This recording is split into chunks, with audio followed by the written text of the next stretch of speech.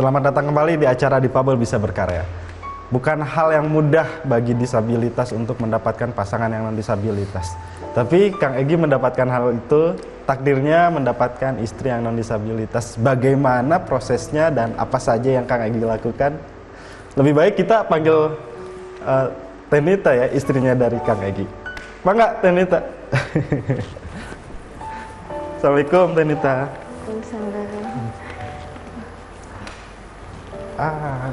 Tuh kalau punya istri tuh pasti diperhatikan, tongkatnya aja dipindahin. Tenita apa kabar? Alhamdulillah baik. Udah berapa lama ya kalian menikah tuh ya? Mau 1,5 ya. 1,5 tahun? Maret kemarin 1 Maret, April, Mei, Juni. 1 tahun 3 bulanan. 1 tahun 3 bulan. Dan yang aku tahu pasti yang lebih hafal Teteh dibanding Kang Egy. Udah berapa lama? Karena Kang Egy ini membantu saya waktu itu di event dan berkah. Ya ada beberapa teman yang membantu saya di situ, berkahnya langsung menikah gitu. Alhamdulillah. Alhamdulillah. Baik, dan anyway, pernikahan kalian itu melewati proses yang namanya ta'aruf. Ya. Dan otomatis kan proses ta'aruf itu tidak bertemu, maksudnya tidak ngobrol lebih panjang atau Nggak seperti apa chattingan gitu. ya. Nah mungkin bisa diceritakan dulu Teh, kenapa sih bisa mengikuti proses ta'aruf dan akhirnya ya ini Kang Egy ini adalah jodohku gitu. Mungkin dari doa ya, sama-sama berdoa, mungkin ya sama-sama pasrah gitu. Jadi prosesnya dimudahkan gitu. Kalau Teteh punya nomor ta'arufan itu dari seseorang di kerjaan gitu. Kan saya di situ sebagai lazis, sebagai amil zakat. Nah, ada yang ngasih Teh coba ta'aruf ke sini. Kita kan kalau ikhtiar itu wajib, tapi kalau jodoh atau enggaknya nggak tahu gitu kan. Ya ini mah untuk meinikan kewajiban aja gitu, melaksanakan kewajiban aja ikhtiar gitu. Ya alhamdulillah pas baca CV-nya ternyata disabilitas. Waktu itu sih sempat ada gimana gitu. Jadi ada rasa kayak, karena buat saya disabilitas itu sesuatu yang asing. Karena saya sendiri di lingkungan kerja, di lingkungan pertemanan juga non-disabilitas ada, ya? Nggak ada. Tapi ya itulah, kalau misalkan sudah jodoh, hati kita yang dilembutkan karena Allah pemilik hati kan. Seperti itu. Pada akhirnya bentuk penyesuaian yang dilakukan ya, karena hati sudah tergerak. Iya deh, jodoh saya gitu. Iya. Nah ini bentuk penyesuaian sebelum menikah itu seperti apa tuh? Karena pada akhirnya kan harus riset, harus cari tahu gitu bahwa disabilitas itu kebutuhannya ini. Nah kalau waktu itu Teteh melakukan hal itu atau memang ya sudahlah saya serahkan saja ke Allah, pasti semuanya bakalan terbuka ketika nanti sudah menikah. Iya. Kalau saya waktu itu alhamdulillah sekarang udah zamannya media ya. Jadi di situ kan di YouTube juga banyak tuh video-video yang menginspirasi kayak gitu. Ada yang memperlihatkan gitu, nanti begini. Kalau saya waktu itu karena manusiawi ya, saya juga tidak sesuci itu gitu, maksudnya tidak sebaik proses itu lah ya. untuk proses gitu. Tapi pas waktu itu saya pasrahkan gitu, yaitu mengenalkan hatinya itu yang susah. Mengenalkan hati. Jadi saya begini saja, kalau misalkan sesuatu itu pilihan saya yang harus bertanggung jawab. Tapi jika Allah yang memilihkan, Allah sudah akan menjamin gitu. Sudah dijamin, ya udah gitu aja, mengalir aja kayak gitu. Oke, jadi proses mengenalkan hati itu ketika benar-benar berserah diri ya. Ya sudah ya Allah, pasti yang terbaik yang Allah berikan gitu. Iya. Bagaimanapun nantinya, kalau Allah yang memilihkan, Allah jamin gitu.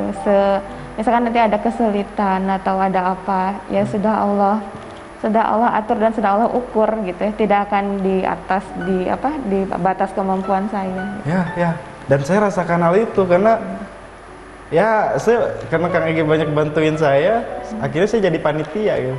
Alhamdulillah. Panitia pernikahan gitu teman-teman. Jadi waktu itu tuh yang ngejauh dari kita bikin event kan langsung bantuin yuk kita, insya Allah saya mau nikah. Wah, Masya Allah, kita seneng semua gitu. Nah, mungkin bisa diceritakan Kang Egy terkait dengan prosesnya gitu, dan tidak lama ya? Tidak. Dan tidak lama? Tidak lama. Tidak lama setelah Nador ya. Oh, Nador. kalau untuk proses ke saya dari awal kenal sampai ke nikah itu cuman 3 bulan ya? Ya, 3 bulan. Oh, 3 bulan 3 ya? bulan. Oke. Kebetulan yang di program ta'aruf yang saya ikutin itu kan istilahnya biodata saya yang di-share gitu kan. Jadi ahwatnya yang menentukan, yang memilih gitu kan. Oke. Gitu. Karena kalau kebanyakan ta'aruf yang lain itu kan Dua-duanya misalnya itu ya? ahwat yang di-share gitu kan, kita yang memilih kan. Kalau itu kan udah pasti kan, cowok gitu kan pasti ya. milih gitu kan. Tapi kalau ini kan saya yang ngasih biodata, saya istilahnya mah isi biodata itu semua tentang saya kirim, istri yang mengajukan gitu kan. Gitu. Jadi kita sudah melewati batas di mana istri yang memilih ya, wanita yang memilih ya. Ya. Wanita yang memilih. Lalu prosesnya setelah itu bertemu ya, apa namanya? Nador. Nador ya. Nador. Jadi istilahnya ketemu langsung, ada mediasi dari ustadznya juga. Oke. Betul nih ini. Bentuk mediasinya seperti apa nih? Biar kita kepo nih. Ya istilahnya kan awalnya kita dari chattingan kan. Jadi istilahnya saya misalnya ada yang ditanyakan tentang istri gitu kan.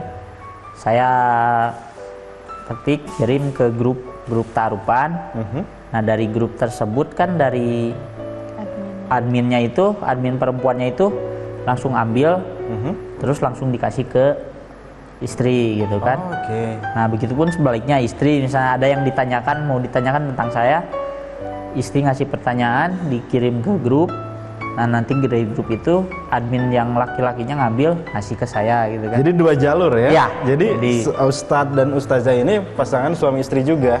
Enggak. Bukan. Beda. Jadi ya? beda-beda, cuman beda. mereka admin gitu. Admin ya. Jadi memang yang ahwat dengan yang ahwat yang gitu. Jadi kita nggak ada sama sekali komunikasi gitu kan. Ya itu. Proses itu gimana tuh?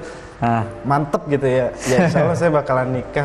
Nah, itu ada perasaan mantep itu seperti apa?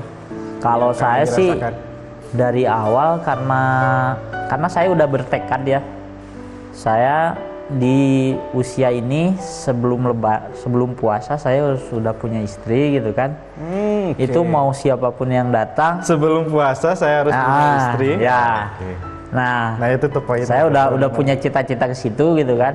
Istilahnya siapapun yang bisa nerima saya, berarti itu jodoh saya gitu kan. Emang sih dari awal saya kan punya tekad itu pengen non disabilitas gitu kan. Tapi di dalam hati itu, di dalam doa maupun siapapun yang datang, mungkin itu terbaik buat saya gitu kan. Belum tentu kan saya cita-cita pengen non disabilitas, tapi itu belum tentu terbaik buat saya gitu kan. Makanya saya pasrah aja gitu kan. Mungkin ini yang datang ini, mungkin ini terbaik buat saya gitu kan, yang dipilihkan oleh Allah gitu kan. Makanya ya mengalir aja. Jadi karena udah mau pertemuan mungkin ya, ketemu dengan jodoh saya gitu, saya nggak ada istilahnya was-was atau apa gitu kan. Jadi ngikutin aja, ngalir gitu ya. Ngalir aja. Baik, ini menarik nih teman-teman. Nanti kita gali lagi lebih dalam terkait dengan apa sih yang membuat Kang Egy itu bisa mengalir dan setenang itu ketika proses menikah gitu ya, proses menikah.